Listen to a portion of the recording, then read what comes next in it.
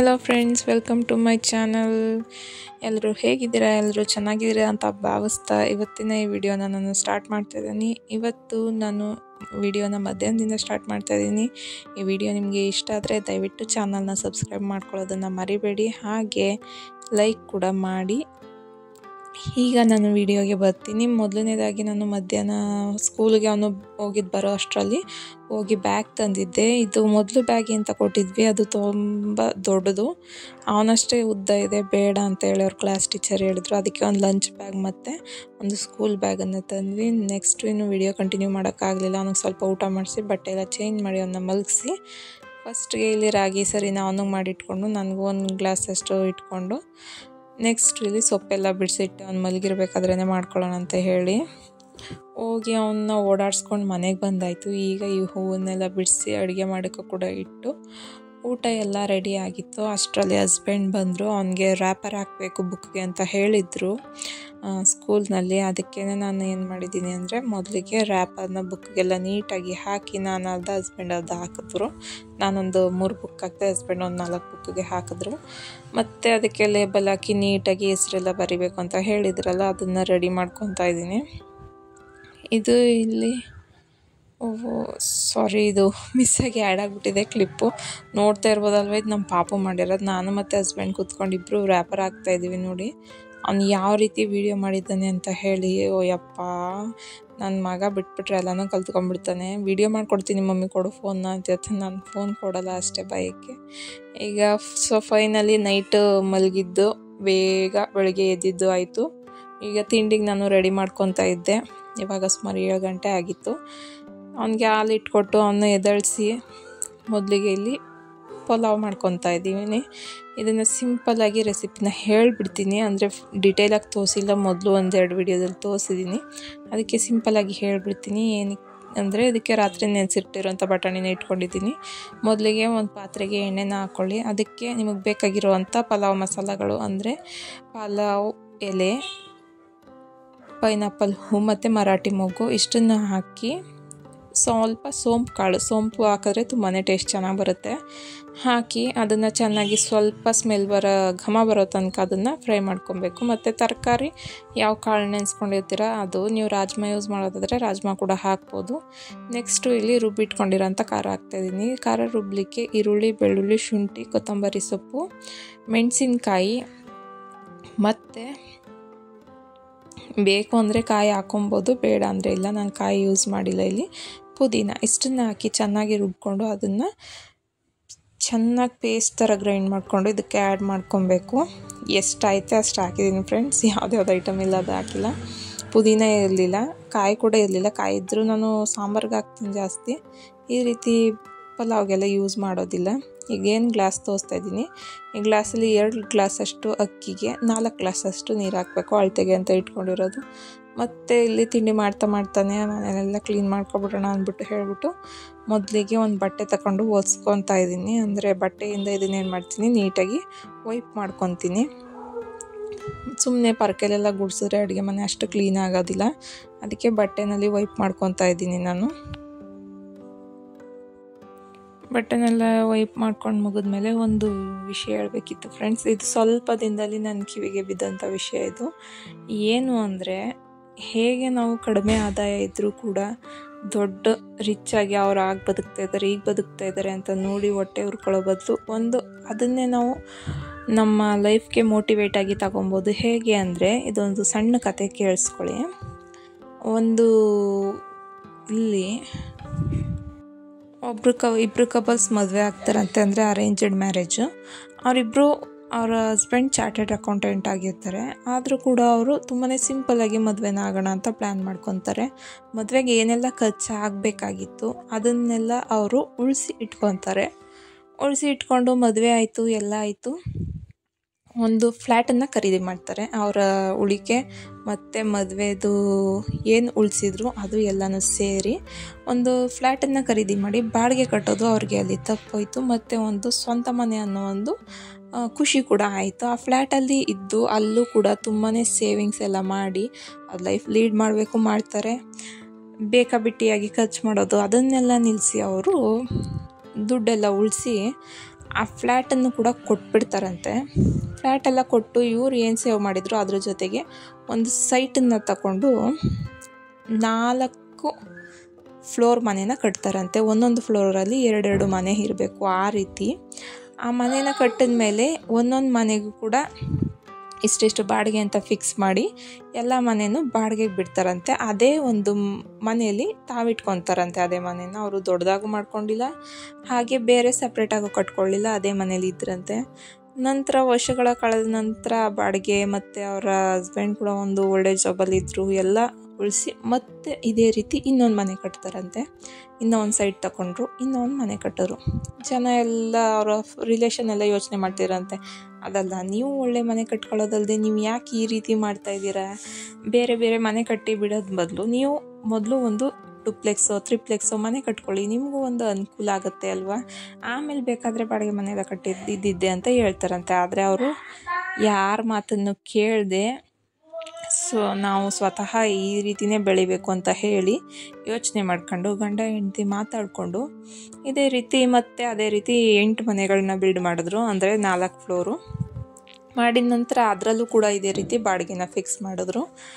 ಮತ್ತು ಬಾಡಿಗೆ ಎಲ್ಲ ಫಿಕ್ಸ್ ಮಾಡಿ ಅದರಿಂದನೂ ಕೂಡ ದುಡ್ಡು ಬರೋದಕ್ಕೆ ಸ್ಟಾರ್ಟ್ ಆಯಿತು. ಮಕ್ಕಳು ಮರಿ ಎಲ್ಲ ಓದ್ಕೊಂಡ್ರು, ಅವರು ಕೂಡ ದೊಡ್ಡವರು ಆಯ್ತಾ ಬಂದರು. ಅವ್ರಿಗೂ ಖರ್ಚು ವೆಚ್ಚ ಏನೂ ಗೊತ್ತಾಗಲಿಲ್ಲ. ಅಷ್ಟು ನೀಟಾಗಿ ಅವರು ವ್ಯವಹಾರನ ತಂದರು ಅಂತಲೇ ಹೇಳೋಕ್ಕೆ ಇಷ್ಟಪಡ್ತೀನಿ. ಅಷ್ಟು ಚೆನ್ನಾಗಿ ವ್ಯವಹಾರ ಮಾಡ್ಕೊಂಡು ಹೋಗ್ತಾಯಿದ್ರಂತೆ.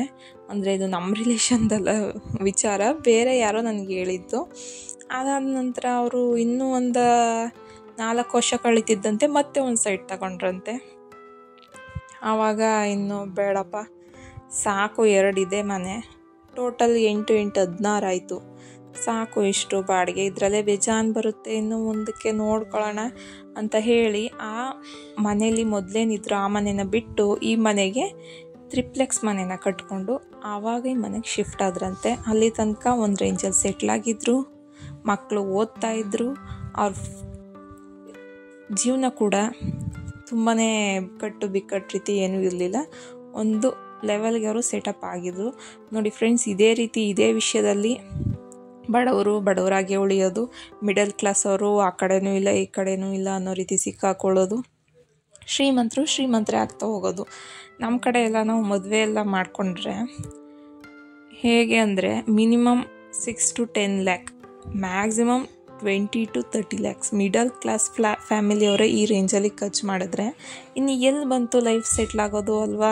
ಆ ಮದುವೆಗೋಸ್ಕರ ಅಂತ ಹೇಳಿ ಪರ್ಸ್ನಲ್ ಲೋನ್ಸ್ ಮಾಡ್ಕೊಳ್ಳೋದಂತೆ, ಆ ಪರ್ಸ್ನಲ್ ಲೋನ್ಸ್ನ ತೀರ್ಸೋಕ್ಕೆ ಎಷ್ಟೋ ವರ್ಷ ಸಂಬಳ ತರೋದಂತೆ, ಆ ಸಂಬಳ ತೆಗೆದು ಪರ್ಸ್ನಲ್ ಲೋನ್ ಹಾಕೋದಂತೆ. ಅದ್ರ ಮಧ್ಯೆ ಮಗು ಆಯಿತು ಅಂದರೆ ಎಜುಕೇಷನ್ಗೋಸ್ಕರ ಸಿಟಿಗೆ ಹೋಗೋದು, ಅಲ್ಲಿ ಬಾಡಿಗೆ ಕಟ್ಟೋದು, ಈ ರೀತಿ ಲೈಫನ್ನು ನಾವು ಈಗ ಕಟ್ ಮಾಡ್ಕೊಂಡ್ಬಿಡ್ತೀವಿ ತುಂಬಾ ಅಂತ ನನಗನ್ಸುತ್ತೆ ಪರ್ಸ್ನಲಿ, ನನ್ನ ಎಕ್ಸ್ಪೀರಿಯನ್ಸ್ ಪ್ರಕಾರ. ಅದಕ್ಕೆ ಇದೊಂದು ವಿಷಯನ ಹೇಳಬೇಕು ಅನಿಸ್ತು, ಹೇಳಿದೆ ಅಷ್ಟೇ. ಇದು ಯಾವುದೇ ರೀತಿ ಯಾರಿಗೂ ಬೇಜಾರು ಮಾಡಬೇಕು ಅಥವಾ ಏನೋ ಹೇಳಬೇಕು ಅಂತ ಹೇಳಿದ್ದಲ್ಲ. ಪ್ರತಿಯೊಬ್ಬರು ನಾವು ಹೇಗೆ ನಮ್ಮ ಲೈಫನ್ನು ಲೀಡ್ ಮಾಡಬೇಕು ಅನ್ನೋದನ್ನು, ಲೈಫ್ ಎಲ್ಲಿ ಸ್ಟಾರ್ಟ್ ಮಾಡ್ತೀವಿ ನೋಡಿ ಆ ಬಿಗಿನಿಂಗ್ ಪಾಯಿಂಟಲ್ಲೇ ನಾವು ಪ್ರತಿಯೊಂದು ಇಂಚನ್ನು ಕೂಡ ಲೆಕ್ಕ ಹಾಕಿ ಖರ್ಚು ಮಾಡಬೇಕು. ಎಲ್ಲರೂ ಹೇಳ್ತಾರೆ ದುಡ್ಡೇ ದೊಡ್ಡಪ್ಪ ಅಂತ. ಹೌದು, ಈಗಿನ ಕಾಲದಲ್ಲಿ ದುಡ್ಡಿಲ್ಲದೆ ಯಾರೂ ಏನೂ ಮಾಡೋಕ್ಕಾಗೋದಿಲ್ಲ. ನಾವು ಒಂದು ತುತ್ತು ಊಟ ತಿನ್ನಬೇಕು ಅಂದರೂ ಕೂಡ ದುಡ್ಡು ಬೇಕು. ಆ ರೀತಿ ನಮ್ಮ ಪ್ರತಿಯೊಂದಕ್ಕೂ ದುಡ್ಡೇ ಬೇಕು. ಹಾಗಂತ ದುಡ್ಡು ಅತಿ ಹೆಚ್ಚಿದ್ರೂ ಕೂಡ ಒಳ್ಳೆಯದಲ್ಲ.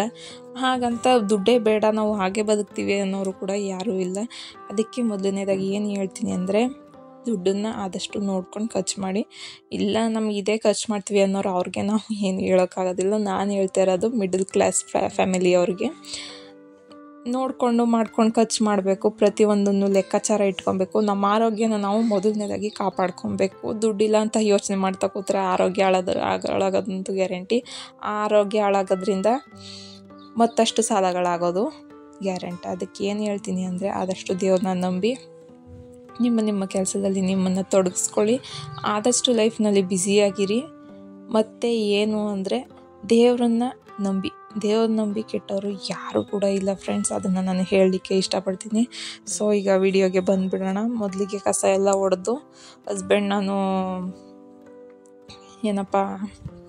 ಮನೆಯೆಲ್ಲ ಕ್ಲೀನ್ ಮಾಡಿಕೊಂಡು ಪಾಪನ ಕೂಡ ಫ್ರೆಶ್ ಅಪ್ ಮಾಡಿಸಿ ಈಗ ಪಲಾವ್ ಎಲ್ಲ ರೆಡಿ ಆಯಿತು. ಅಷ್ಟಕ್ಕೆ ಮಾತು ಹೇಳ್ಬೇಕು ಅನಿಸ್ತು, ಹೇಳಿದೆ. ಮತ್ತು ಈಗ ಬ್ಯಾಗೆಲ್ಲ ಪ್ಯಾಕ್ ಮಾಡಿದೆ. ಹಸ್ಬೆಂಡ್ ಪೂಜೆ ಮಾಡಿದ್ರು. ಪೂಜೆ ಎಲ್ಲ ಮುಗಿಸ್ಕೊಂಡು ಅವನ್ನ ಸ್ಕೂಲಿಗೆ ಕಳಿಸೋ ಟೈಮ್ ಬಂತು. ಸ್ಕೂಲಿಗೆಲ್ಲ ರೆಡಿ ಮಾಡಿ ಯೂನಿಫಾರ್ಮ್ ಕೂಡ ಈ ವೀಕ್ ಸ್ಟಾರ್ಟಿಂಗಲ್ಲೇ ಯೂನಿಫಾರ್ಮ್ ಸ್ಟಾರ್ಟ್ ಆಗಿದೆ. ಯೂನಿಫಾರ್ಮ್ ಕೂಡ ಹಾಕಿ ಅವನಿಗೆ ರೆಡಿ ಮಾಡಿದೆ.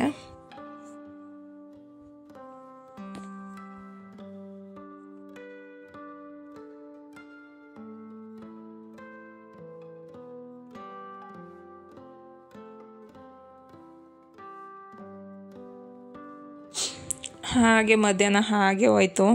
ಅಷ್ಟಕ್ಕೆ ಬಂದು ಈಗ ಪಾಪು ಕೂಡ ಬರೋ ಟೈಮ್ ಆಗಿತ್ತು. ಅವ್ನು ಬಂದ ತಕ್ಷಣ ಇನ್ನು ಊಟ ಎಲ್ಲ ಮಾಡಿಸಿ ಒಂದು ಸ್ವಲ್ಪ ಹೊತ್ತು ಮಲಗಿಸಿ ಮತ್ತೆ ಇವಾಗ ನಾನು ಸೈಕಲ್ ಓಡಿಸೋಕ್ಕೆ ಕರ್ಕೊಂಡೋಗಿದ್ದೆ. ನೋಡ್ತಾ ಇದ್ದೀರಲ್ವ, ಒಳ್ಳೆ ಬೈಕ್ ರೈಡರ್ ಆಗ್ಬಿಡ್ತಾನೆ ಅವನು. ಅಂದರೆ ನಾನು 18 ವರ್ಷ ಆಗೋ ತನಕ ಅವನಿಗೆ ಬೈಕ್ ಕೊಡೋದಿಲ್ಲ. ಅವನು ಯಾವಾಗ ಹೇಗೆ ಕಲಿತಾನೋ ಅದು ನನಗೆ ಗೊತ್ತಿಲ್ಲ, ನಾನು ಹಿಡಿದಿಟ್ಕೊಳಕ್ಕಾಗಲ್ಲ. ಬಟ್ ಇವಾಗಂತೂ ಸೈಕಲ್ನ ತುಂಬ ಚೆನ್ನಾಗಿ ಎಂಜಾಯ್ ಮಾಡ್ತಾನೆ ನಮ್ಮ ಪುಟಾಣಿ ಅಂತೂ. ಅವನಿಗೆ ಸೈಕಲ್ ಹೊಡಿಯೋದು ಅಂದರೆ ಎಷ್ಟು ಇಷ್ಟ ಅಂದರೆ ಯಪ್ಪ, ಅವನು ಸುತ್ತಮುತ್ತ ಇರೋದೆಲ್ಲ ಮಾತ್ಬಿಡ್ತಾನೆ. ನೋಡಿದ್ರಲ್ವ, ಅಲ್ಲಿ ಎಲ್ಲೆಲ್ಲೋ ಹೋಗ್ತಾ ಇದ್ದ ಅವನು. ಸೈಕಲ್ ಹೊಡಿಲಿ ಅಂತ ಹೇಳಿ ನನಗೂ ಸ್ವಲ್ಪ ವಾಕಿಂಗ್ ಆಗುತ್ತೆ. ಈ ರೀತಿ ಅಂದರೆ ನಾನು ಸ್ಕೂಲ್ಗೆ ಅವನ್ನ ಕರ್ಕೊಂಡು ಬರೋಕ್ಕೆ ಯಾವತ್ತೂ ಹೋಗಿರಲ್ಲ.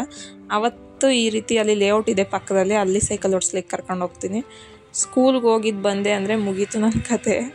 ಈ ಕಡೆಯಿಂದ 1 ಕಿಲೋಮೀಟರ್, ಆ ಕಡೆಯಿಂದ 1 ಕಿಲೋಮೀಟರ್, ಅದು ಅವನು ಎತ್ಕೊಂಡು ಬರಬೇಕು. ಬಿಸಿಲಲ್ಲಿ ಕೆಲಸ ಎಲ್ಲ ಮಾಡ್ತಾ ಇದ್ರ ಮಧ್ಯೆ ನನಗೆ ತುಂಬಾ ಟೆನ್ಷನ್ ಆಗ್ಬಿಟ್ಟಿದೆ ಫ್ರೆಂಡ್ಸ್. ಏನು ಅಂದರೆ ಕೆಲ್ಸಗಳೇ ಮುಗಿತಾ ಇಲ್ಲ ಅನ್ನಂಗೆ ಆಗ್ಬಿಟ್ಟಿದೆ. ಇನ್ನು ಅಲ್ಲಿಂದ ಬಂದು ನೋಡ್ತಾ ಇದ್ದೀರಲ್ವ, ನನ್ನ ಮಗ ಕೂಡ ನನ್ನ ಕೆಲಸನ ಹಂಚ್ಕೊತಾ ಇದ್ದಾನೆ. ಅಂದರೆ ಅವ್ನ ಟಾಯ್ಸ್ ಎಲ್ಲ ಅವನೇ ಎತ್ತಿಟ್ಕೊತಾ ಇದ್ದಾನೆ. ಇದನ್ನು ಮಾತ್ರ ನಾನು ಕಂಪ್ಲೀಟಾಗಿ ಅವ್ನಿಗೆ ರೂಢಿ ಮಾಡಿಸ್ಬಿಟ್ಟಿದ್ದೀನಿ. ಇದೊಂದು ಕೆಲಸ ನನಗೆ ತಪ್ಪೋಗಲಿ ಸದ್ಯಕ್ಕೆ, ಅದೊಂದಾರು ಅವ್ನು ಕಲ್ತ್ಕೊಂಡ್ರೆ ಅವ್ನ ವಸ್ತುಗಳನ್ನ ಅವನು ಆರ್ಗನೈಸ್ ಆಗಿ ಇಟ್ಕೊತಾನೆ ಅಂತ ಸುಮಾರು ನಾನು ಈ ಮನೆಗೆ ಬಂದಾಗಿ ನಾನು ಇದನ್ನು ಕಲಿಸಿದ್ದೀನಿ ಅವನಿಗೆ. ಅಂದರೆ ಅವ್ನು ಬೇರೆ ಯಾರಾದರೂ ಒಬ್ಬರು ಇದ್ದರೂ, ಅವ್ರ ಪಪ್ಪ ಇರಲಿ ಯಾರಿದ್ರು ಅವ್ನು ಮಾಡಲ್ಲ. ನಾನು ಒಬ್ಬಳೇ ಇದ್ರೆ ಮಾತ್ರ ಪಕ್ಕ ಮಾಡ್ತಾನೆ. ನೋಡಿ ಅಲ್ಲಿ 2 ಎತ್ತಿ ಇಟ್ಕೊಂಡ, ಇವೆರಡರಲ್ಲಿ ನಾನು ಆಟ ಆಡ್ತೀನಿ ಅಂತ ಹೇಳಿ. ಅದಾದಮೇಲೆ ಹೋಮ್ವರ್ಕ್ ಕೂಡ ಕೊಟ್ಟಿದ್ರು. ಇವತ್ತಿಂದ ಹೋಮ್ವರ್ಕ್ ಎಲ್ಲ ಸ್ಟಾರ್ಟು. ನೋಡ್ತಾ ಇದ್ದೀರಲ್ವ, standing line, sleeping line, slanting line ಏನಿರುತ್ತೆ ಅದು. ನಾನು ಇದನ್ನೆಲ್ಲ ಹೇಳ್ಬೇಕು ಅಂದರೆ ಅವನಿಗೆ ಆಲ್ರೆಡಿ ಹೇಳ್ಕೊಟ್ಟಿದ್ದೀನಿ. ಅದಕ್ಕೆ ಅವನು ತುಂಬಾ ಈಸಿಯಾಗಿ ಬರಿತಾ ಇದ್ದಾನೆ ಅಂತಲೇ ಹೇಳ್ಬೋದು. ನೋಡ್ತಾ ಇದ್ದೀರಲ್ವ ಫ್ರೆಂಡ್ಸ್, ಅವ್ನಿಗೆ ತುಂಬ ಇಷ್ಟ ಪೆನ್ಸಿಲ್ ಇಟ್ಕೊಳ್ಳೋದು ಅಷ್ಟೇ. ಗ್ರಿಪ್ ಎಲ್ಲ ಚೆನ್ನಾಗಿ ಕಲ್ತ್ಕೊಂಡಿದ್ದಾನೆ. ಡೈರಿನಲ್ಲಿ ಬರೆದು ಕಳಿಸಿರ್ತಾರೆ ಏನು ಬಳಸ್ಬೇಕು, ಏನು ಮಾಡಬೇಕು ಅಂತ ಹೇಳಿ. ನೋಡ್ತಾ ಇದ್ರನ ಬರಿತಾ ಇದ್ದಾನೆ ಅವನು. ಅವ್ನಿಗೆ ತುಂಬ ಇಷ್ಟ ಬರೆಯೋದು ಅಂದರೆ. ಆ್ಯಕ್ಚುಲಾಗಿ ಅವನಿಗೆ ಸುಮಾರು ಹೇಳ್ಕೊಟ್ಟಿದ್ದೀನಿ ನಾನು. ಸ್ಟಾರು, ರೌಂಡ್ಸು, ಚಕ್ಲಿ ಆ ರೀತಿ ಎಲ್ಲ ಬಳಸಿ ರೂಢಿ ಮಾಡಿರೋದ್ರಿಂದ ಇವಾಗ ಬಳಸೋಕ್ಕೆ ಒಂದು ಕಡೆ ಕೂರಿಸ್ಕೊಳ್ಳೋದೇನು ಪ್ರಾಬ್ಲಮ್ ಆಗ್ತಾಯಿಲ್ಲ. ಮೊದಲೆಲ್ಲ ಜಾಸ್ತಿ ಪೆನ್ಸಿಲಲ್ಲಿ ಏನು ಬರೆಸ್ತಿರ್ಲಿಲ್ಲ ನಾನು. ಕ್ರೇಯಾನ್ಸು, ಬಳಪ ಈ ರೀತಿದು ತರಿಸಿ ಬಳಸ್ತಿದ್ದೆ. ಅದರಿಂದಾಗಿ ಅವನಿಗೆ ಒಂದು ಸ್ವಲ್ಪ ಗ್ರಿಪ್ಪು ಸ್ಟಾರ್ಟಿಂಗ್ ಗೊತ್ತಾಗ್ತಿರ್ಲಿಲ್ಲ. ಇತ್ತೀಚೆಗೆ ಸ್ವಲ್ಪ ದಿನದಿಂದ ಪೆನ್ಸಿಲ್ ಕೊಟ್ಟು ರೂಢಿ ಮಾಡಿದ್ದೀನಿ. ಅದಕ್ಕೆ ನೋಡ್ತಾ ಇರ್ಬೋದು, ಅವ್ನು ತುಂಬ ಚೆನ್ನಾಗಿ ಇಟ್ಕೊತಾನೆ ಪೆನ್ಸಿಲ್ನ. ಗ್ರಿಪ್ ಕೂಡ ಹಾಗೆ ಇದೆ. ಇಲ್ಲಿ ಲೆಫ್ಟ್ ಕಾಣ್ತಾ ಇದೆ, ಬಟ್ ಇದು ರೈಟ್ ಹ್ಯಾಂಡ್ನಲ್ಲಿ ಅವ್ನು ಬರೀತಾ ಇರೋದು ಲೆಫ್ಟ್ ಅಂತ ತಿಳ್ಕೊಬೇಡಿ. ಇದೆಲ್ಲ ಮುಗಿಸಿ ಅವನಿಗೆ ಹಾಲು ಕೂಡ ಕೊಟ್ಟೆ. ಹಾಲು ಕುಡಿದು ಅವನು ಇನ್ನು ನೆಕ್ಸ್ಟು ಊಟ ಮಾಡಿ ಮಲಗೋದು ಅಷ್ಟೇ ಇದ್ದಿದ್ದು. ಅಷ್ಟರಲ್ಲಿ ಹೋಮ್ವರ್ಕ್ ಎಲ್ಲ ಮುಗಿಸಿ ಸ್ವಲ್ಪ ನಾನು ಕೂಡ ವರ್ಕ್ಶೀಟ್ಸ್ ಎಲ್ಲ ಅವನಿಗೆ ಮಾಡಿಸ್ತೀನಿ. ಅಂದರೆ ಮುಂದೆ ಯಾವತ್ತಾದರೂ ಬೇಕು ಅಂದರೆ ನಿಮಗೆ ಹೇಳಿ, ಮುಂದೆ ಯಾವುದಾದ್ರು ಒಂದು ವಿಡಿಯೋದಲ್ಲಿ ತೋರಿಸ್ಲಿಕ್ಕೆ ಟ್ರೈ ಮಾಡ್ತೀನಿ ನಾನು. ಯಾವ ರೀತಿ ವರ್ಕ್ಶೀಟ್ಸು ಅಂದರೆ ಮ್ಯಾಚಿಂಗು, ಕಲರಿಂಗು ಆ ರೀತಿದು. ಮತ್ತು ದೊಡ್ಡ ಲೆಟರ್ಸ್ ಇರುತ್ತೆ, ಅದಕ್ಕೆ ಕಲರ್ಸ್ ಫಿಲ್ ಮಾಡೋದು. ಈ ರೀತಿ ನಾನು ವರ್ಕ್ಶೀಟ್ಸ್ ಕೂಡ ಮಾಡಿಸ್ತೀನಿ ಮಧ್ಯೆ. ಅಂದರೆ ಅವ್ನು ತುಂಬ ಕ್ರ್ಯಾಂಕಿಯಾಗಿರ್ತಾನೆ ನೋಡಿ. ಆವತ್ತಿಗೆ ಏನಾದರೂ TV ಎಲ್ಲ ಜಾಸ್ತಿ ತೋರಿಸೋ ಬದಲು ಈ ರೀತಿ ಏನಾದರೂ ಮಾಡೋಣ ಅಂತ ಹೇಳಿ ಮಾಡಿ ತೋರಿಸ್ತಾ ಇರ್ತೀನಿ.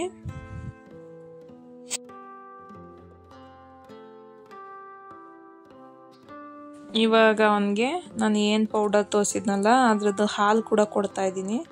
ಅವ್ನು ಹಾಲೆಲ್ಲ ಕುಡಿದು ಇನ್ನು ನೆಕ್ಸ್ಟು ಊಟಕ್ಕೆ ಸ್ವಲ್ಪ ಗ್ಯಾಪ್ ಆಗಲಿ ಅಂತ ಹೇಳಿ ಆಟ ಆಡ್ತಾ ಇರ್ತಾನೆ. ಅದ್ರ ಮಧ್ಯೆ ಕೊಟ್ಟು ಕುಡಿಸ್ಬಿಡ್ತೀನಿ. ಒಂದು ಸ್ವಲ್ಪ ಹೊತ್ತು ನೀಟಾಗಿ ಹೊಟ್ಟೆ ಖಾಲಿ ಆಗುತ್ತೆ ಅಂತ ಹೇಳಿ ಅಷ್ಟೇ. ಸ್ವಲ್ಪ ಗ್ಯಾಪ್, ಊಟಕ್ಕೂ ಹಾಲ್ಗೂ ಗ್ಯಾಪ್ ಇರಬೇಕು.